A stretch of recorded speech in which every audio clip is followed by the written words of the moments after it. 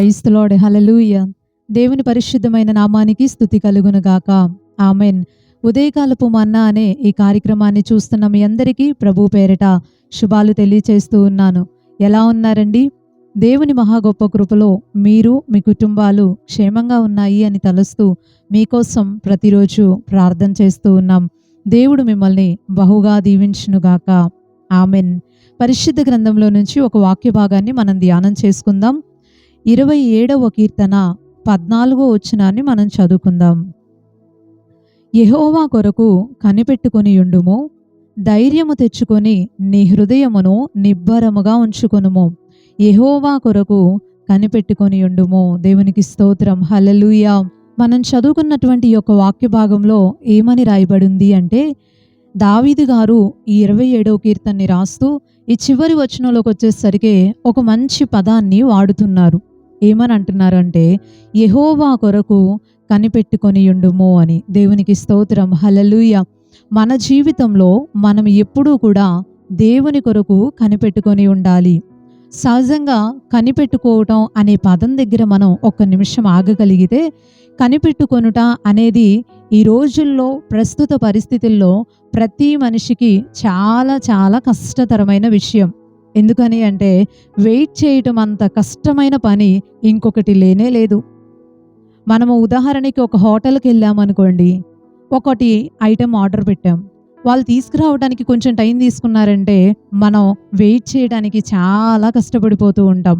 వాళ్ళు ప్రిపేర్ చేసి మన దాకా తీసుకొచ్చే సమయం కూడా మనం వెయిట్ చేయలేక, ఇది కాకపోతే ఇంకొక హోటల్కి వెళ్దాం, ఇక్కడ చూడు ఎంత లేట్ చేస్తున్నారో అనుకుంటూ మనం అసహనాన్ని కనపరుస్తూ ఉంటాం.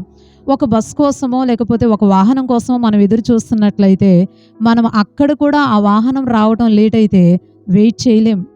అసహనం వచ్చేస్తూ ఉంటుంది బయటికి. చాలా కష్టంగా పరిస్థితి మారిపోతూ ఉంటుంది. కోపం వచ్చేస్తూ ఉంటుంది. ఇక ఇది కాకపోతే ఇంకొకటి ర్యాపిడో బుక్ చేసుకుందాం, లేకపోతే ఇంకొక దిశగా వెళ్ళిపోదాం అని చెప్పేసి అలా మన యొక్క ట్రాన్స్పోర్ట్ని మార్చేసుకుంటూ ఉంటాం. సహజంగా వెయిట్ చేయటం అనేది చాలా చాలా కష్టమైన పని ఈ ప్రస్తుత పరిస్థితుల్లో. కానీ దేవుని వాక్యంలో దావీదు గారు అంటున్నారు, మనము కనిపెట్టుకొని ఉండాలి అని. కనిపెట్టుకొని ఎవరి కొరకు ఉండాలి అంటే, దేవుని కొరకు కనిపెట్టుకోవాలి అని. ఇంట్లో నుండి బయటికి వెళ్ళినటువంటి భర్త తిరిగి వచ్చేంత వరకు భార్య ఎదురు చూస్తూ ఉంటుంది. స్కూల్కి వెళ్ళినటువంటి పిల్లల్ని గురించి తల్లిదండ్రులు ఇంటి దగ్గర ఎదురు చూస్తూ ఉంటారు, వెయిట్ చేస్తూ ఉంటారు. కాస్తంత ఆలస్యం జరిగితే, కొంచెం సమయం అటు ఇటుగా మారిపోతూ ఉంటే, ఏం జరిగిందో, ఎందుకు రాలేదో అని ఈ వెయిట్ చేసే సమయంలో టెన్షన్ వచ్చేసి భయానికి హృదయం లోనైపోతూ ఉంటుంది. అలాగే మన జీవితంలో ఎన్నో పరిస్థితుల్లో మనము ఎదురు చూడాల్సిన పరిస్థితుల్ని, మనకి ఇష్టమున్నా ఇష్టం లేకపోయినా మనం వెయిట్ చేయాల్సిన పరిస్థితుల్ని ఎదుర్కొంటూనే ఉంటాం. అయితే మనము మనుషుల కొరకు, పరిస్థితుల కొరకు ఎన్నో రీతులుగా మనము అసహనంతోనైనా సరే వెయిట్ చేస్తూ ఉంటాం. కానీ దేవుని కొరకు ఎదురు చూడాలి అని అంటే చాలా చాలా కష్టపడిపోతూ ఉంటారు. ఈ రోజుల్లో దేవుని సన్నిధికి వచ్చేవాళ్ళు, క్రొత్తగా దేవుణ్ణి నమ్ముకునే వాళ్ళు, విశ్వాసులుగా పిలువబడే వాళ్ళు అందరూ కూడా దేవుని దగ్గర నుంచి ఎలాంటి సమాధానాన్ని ఆశిస్తారు అంటే, మనం ప్రార్థించగానే, మనం దేవుని దగ్గరికి వెళ్ళి మొరపెట్టగానే, దైవజనులు మా మీద చేతులు ఉంచగానే వెంటనే కార్యాలు జరిగిపోవాలి. మేము అడిగింది వెంటనే దేవుడి చేయాలి, వెంటనే స్వస్థత కావాలి, వెంటనే ఆశీర్వాదాలు కావాలి, వెంటనే విజయం కావాలి, వెంటనే లాభాలు కావాలి. అన్నీ కూడా ఎలా జరిగిపోవాలి అని అంటే, లేటుగా వద్దు, కొద్దిగా సమయం తీసుకోవడం వద్దు, వెంటనే జరిగిపోవాలి.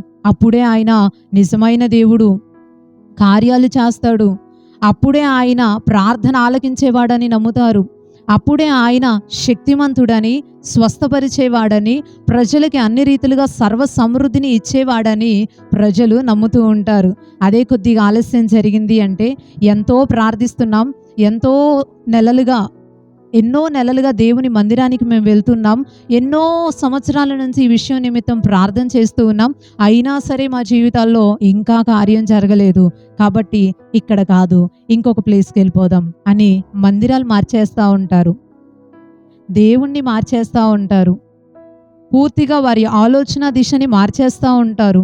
ఒక ట్రాన్స్పోర్ట్ని మార్చినట్టు, ఒక హోటల్‌ని మార్చినట్లు, మనం అనుకున్నట్లుగా ఏదైతే మనకిష్టం లేదో, ఎక్కడైతే మనం అసహనంగా మారిపోయామో, వెంటనే మన ఆలోచన, మన నిర్ణయాలు ఎలా అయితే మార్చేసుకున్నామో, దేవుని విషయంలో కూడా అలాగే మనం మారిపోతూ ఉంటాం.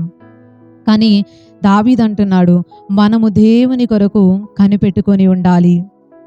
దేవుని కొరకు మనం ఎదురు చూడాలి. వస్తాయి, భయం కలిగిద్ది. ఏం చేయాలో తెలియనటువంటి అననుకూలమైన వాతావరణాలు, సందిగ్ధంలో పడిపోయినటువంటి పరిస్థితులు మనల్ని ఎదుర్కొంటూనే ఉంటాయి. ఇక కార్యం జరగదేమో, ఇంక నా ప్రార్థన దేవుడు వినలేదేమో అని మనకు అనిపించేటట్టుగా పరిస్థితులు స్పందించటం మనం చూస్తూ ఉంటాం.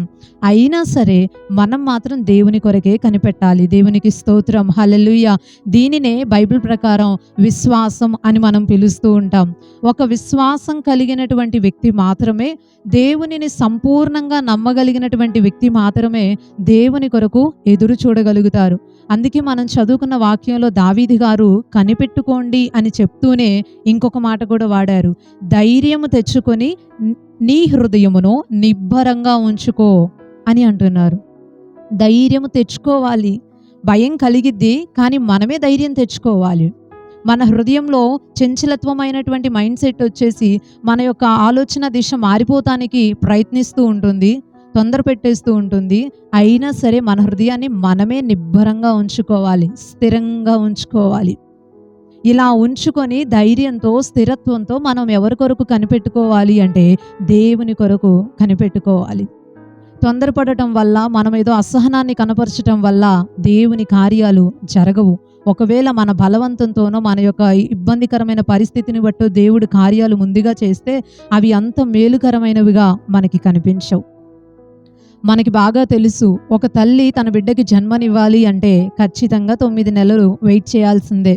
లేదు, కాదు, కూడదు, నాకు ముందే కావాలి అని 6 నెలలకో 7 నెలలకో, ఒకవేళ కొంతమందికి అలా కూడా పుట్టేస్తూ ఉంటారు. అలా కనుక జరిగితే ఆ పుట్టినటువంటి బిడ్డల్లో ఏదో ఒక బలహీనత ఉన్నట్టుగా, అవయవాలు సరైన విధానంలో పని చేయకపోవటం కానీ, హార్ట్ బీట్ ఇంకా జరగకపోవటం కానీ, ఇంకనూ కూడా ఆరోగ్యకరమైన పరిస్థితిలోనికి బిడ్డ రాకపోవటం, బాక్సుల్లో పెట్టడం పిల్లల్ని, ఇలాంటివన్నీ కూడా జరుగుతూ ఉంటాయి.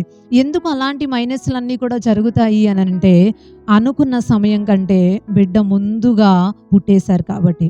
చక్కని అవయవాలు ఫామ్ అవ్వలేదు, ఇంకా చక్కగా ఆరోగ్యవంతుడిగా మార్చబడలేదు, జరగాల్సినవన్నీ కూడా జరగాల్సిన టైం ప్రకారం జరగలేదు కాబట్టి బిడ్డలో ఈ యొక్క బలహీనత, ఈ అనారోగ్య పరిస్థితి కలిగింది. అందుకే వీక్గా ఉన్నారు పిల్లలు అని మాట్లాడుకుంటూ ఉంటాం. ఈ మాట, ఈ సందర్భాన్ని ఎందుకు గుర్తు చేశాను అంటే, ఇది జనరల్గా మనందరికీ బాగా తెలిసిన విషయం కాబట్టి మనం ఆలోచించటానికి ఒక మంచి ఉదాహరణగా ఇది మనకి కనిపిస్తూ ఉంది. మన జీవితంలో ఏదైనా సరే వెయిట్ చేయటంలో ఉన్నటువంటి ఆశీర్వాదకరం, వెయిట్ చేయటంలో ఉన్నటువంటి సర్వసమృద్ధి, వెయిట్ చేయడం వెనక ఉన్నటువంటి ఆ యొక్క మంచి పేరు, ఖ్యాతి అనేది ఇంకా మనం తొందరగా జరిగిపోవాలి అని ఆశించే వాటిలో మనం పొందుకోలేము. వ్యాపారం మొదలుపెట్టిన వ్యక్తి అయినా, హాస్పిటల్కి వెళ్ళినటువంటి వ్యక్తి అయినా, లేకపోతే పని చేసుకొని డబ్బుల్ని సంపాదించి ఆస్తిపరుడిగా మార్చబడాలి అనే ఆశ కలిగిన వ్యక్తి అయినా, ఏదైనా సరే ఖచ్చితంగా కనిపెట్టుకోవాల్సిందే. ఈరోజు అడుగు పెట్టంగానే వెంటనే లాభాలు వచ్చేవు, ఈరోజు అడుగు పెట్టంగానే వెంటనే స్వస్థతలు వచ్చేవు, ఈరోజు మొదలు పెట్టంగానే వ్యాపారాలు అభివృద్ధి చెంది ఆస్తిపరులుగా ఏమీ మార్చబడము. అన్నిటికీ కూడా సమయం ఉంది.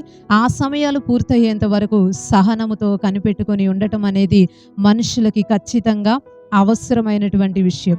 అన్ని విషయాల్లో మనం ఎలాగైతే కనిపెట్టుకోవటం అనేది అలవాటు చేసుకుంటూ ఉంటామో, ఎలా అయితే ఇది తప్పదు కదా, ఇది ఇలాగే జరగాలి కదా అని మనం ఆలోచిస్తూ ఉంటామో, అలాగే దేవుని విషయంలో కూడా ఆలోచించాలి. దేవుని కొరకు కూడా కనిపెట్టుకోవాలి. దేవుని కొరకు ఎదురు చూడాలి. కార్యం చేసేంతవరకు ఎదురు చూడాలి. బైబిల్ గ్రంథంలో ఎదురు చూసినటువంటి వ్యక్తులు మనకి చాలా మంది కనపడతారు.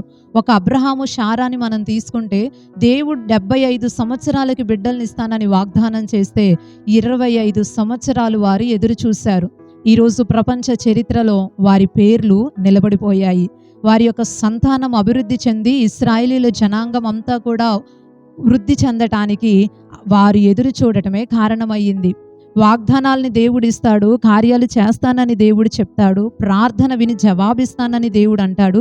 అయితే మనం మాత్రం అది జరిగేంత వరకు ఎదురు చూడాల్సిందే. అప్పుడే దేవుడు మన జీవితాల్లో గొప్ప కార్యాలు చేస్తాడు. దావీదు జీవితాన్ని మనం చూస్తే, దేవుడు రాజుగా చేస్తానని చెప్పిన తర్వాత 15 నుంచి 20 సంవత్సరాల పాటు దావీదు ఆ మాట నెరవేర్చబడటం కొరకు దేవుని కొరకు ఎదురు చూస్తూనే ఉన్నాడు. యోసేపు జీవితంలో కూడా దేవుడు కలల ద్వారా నిన్నిలా చేయబోతున్నానని చెప్పిన తర్వాత 13 సంవత్సరాలు ఎదురు చూస్తూనే ఉన్నాడు. సమయం అనేది ఎంతైనా అయి ఉండొచ్చు, కానీ మనం ఎదురు చూడాలి. అలా ఎదురు చూసేటటువంటి వారికి దేవుడు ఎన్నో మేలులు చేస్తున్నట్టు బైబిల్ గ్రంథంలో మనకు కనబడుతూ ఉంది.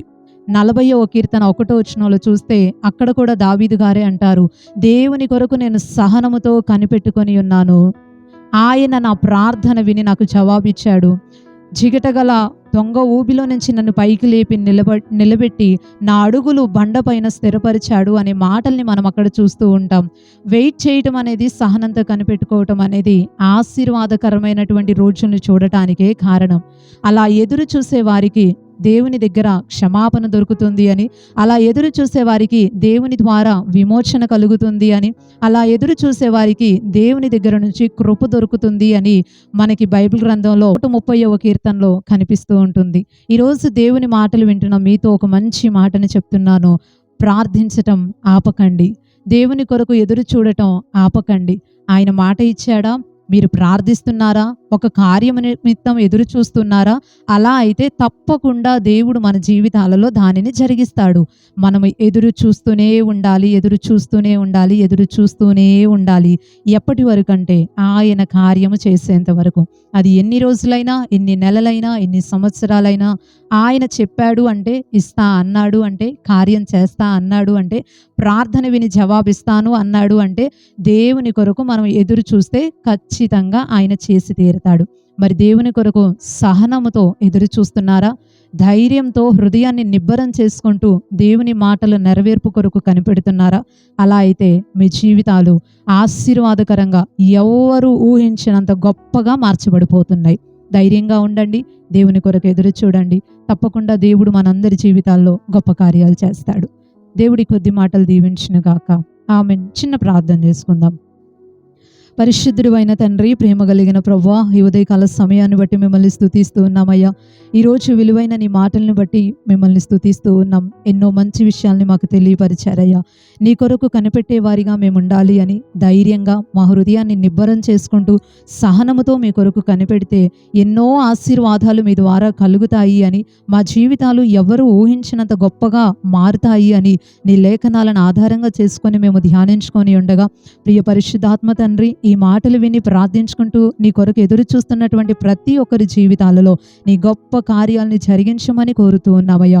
నీ ద్వారా కలిగేటటువంటి ఆశీర్వాదాలు, సహనంతో కనిపెట్టుకోవటం ద్వారా కలిగేటటువంటి దీవెనలన్నీ కూడా నీ ప్రజలకు మీరు అనుగ్రహించమని వేడుకుంటూ ఉన్నాం. ఈ రోజంతా నీ యొక్క అమూల్యమైన సన్నిధిని మీరు తోడుగా ఉంచండి. అందరికీ నీ క్షేమం దయచేయండి, కాపుదల దయచేయండి. ప్రయాణాల్లో మీరు తోడుగా ఉండండి. చేస్తున్న పనుల్లో నీ సహాయం దయచేయండి. రాకపోకల్లో నీ సహాయాన్ని అనుగ్రహించండి. మా యొక్క ప్రాంతాల్లో ఉన్నటువంటి మంచి వ్యాపారాలన్నిటినీ కూడా మీరు దీవించండి. ఎలాంటి కీడు ప్రమాదాలు మా యొక్క ప్రజల దరిదాపుల్లోనికి రాకుండా ఉండటానికి సహాయపడండి. ఇంకా సంపూర్ణంగా మిమ్మల్ని నమ్ముకుంటూ మీరిచ్చే రక్షణ భాగ్యాన్ని, ఇటు ఆనందాన్ని ప్రజలందరూ పొందుకోవటానికి సహాయం చేయమని వేడుకుంటూ నజరేయుడును శక్తి కలిగిన యేసుక్రీస్తు నామములో ప్రార్థన అడిగి వేడుకుంటున్నాం పరమ తండ్రి. ఆమెన్. ఆమెన్. అందరికీ ప్రైజ్ ది లార్డ్ అండి. మరలా తిరిగి రేపు ఉదయకాల సమయం మనందరం యథావిధిగా ఉదయకాలపు మన్నా అనే ఇదే కార్యక్రమంలో పాల్గొని దేవుని మాటలు విని దీవించబడదాం. అప్పుడు వరకు దేవుని మహా గొప్ప కృప మనందరికీ తోడైండును గాక. ఆమెన్. Praise the lord.